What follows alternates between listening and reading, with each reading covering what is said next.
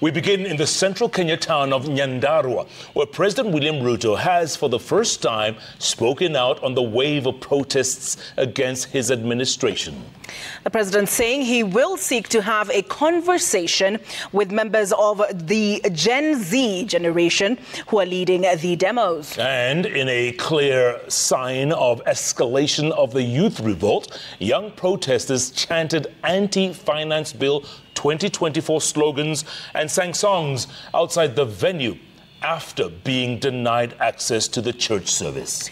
And as Emmanuel Too now reports, there was a heavy police presence in the town, with all congregants subjected to mandatory security checks by police, including the anti-terror police unit.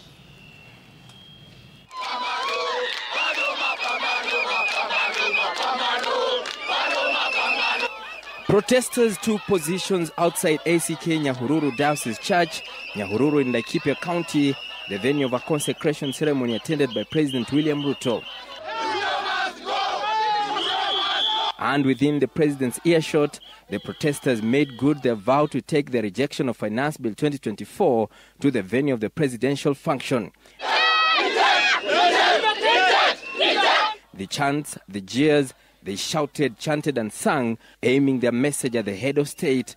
Tunasema reject. Itabia zakayo hivi. You cannot rob a naked man. And although they were denied access to the main grounds where President William Ruto was witnessing the consecration and enthronement of Reverend Major Samson Boro Gashade as the third bishop of ACK Nyahururu Diocese, their voices were clearly heard. Our young people have stepped forward to engage on the affairs of their country. They have done a democratic duty to stand and be recognized. And I want to tell you, we are going to have a conversation with you so that we can identify your issues. The president commending the protesters for their conduct during the countrywide demos that kicked off last week. I am very proud of our young people. They have stepped forward tribeless. They have stepped forward peaceful. And I want to tell them we are going to engage them. And we came and found the young people demonstrating, and I had one of my sons in my car. He jumped out and said, I'm going to my age mates. Those are children from our families. Let us not use any excessive force. During the service, all MPs were denied a chance to speak, with the church only allowing the president and his deputy address the congregation. Huyu nilikuwa nataka huyu Naomi wako kuja tu sema tu jambo just on behalf. Haya, bishop amesema hapana. Sasa mambo imekuwa kali. Haya, keti.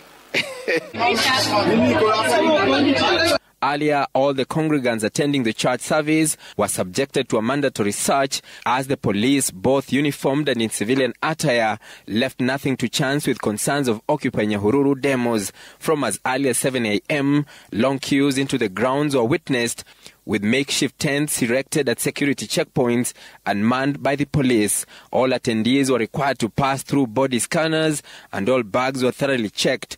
The exercise also involved police sniffer dogs, with plainclothes officers from the Anti-Terror Police Unit ATPU also on site. The inspection also extended beyond the venue as police erected roadblocks on all major roads leading into Nyahururu, as police checked all the vehicles entering the town to ensure no weapons or anti-finance bill placards entered the town. After the Occupy Churches campaign, the Gen Z's demos against the Finance Bill 2024 now continues Tuesday as they ramp up their campaign against the Finance Bill 2024, which they have termed as punitive. This, they also say, is part of the constitutional duty under Article 37 of the Constitution, which guarantees assembly, demonstrations, picketing and presenting of petitions to authorities. Emmanuel Too, Citizen TV, Nyahururu, Laikipia County.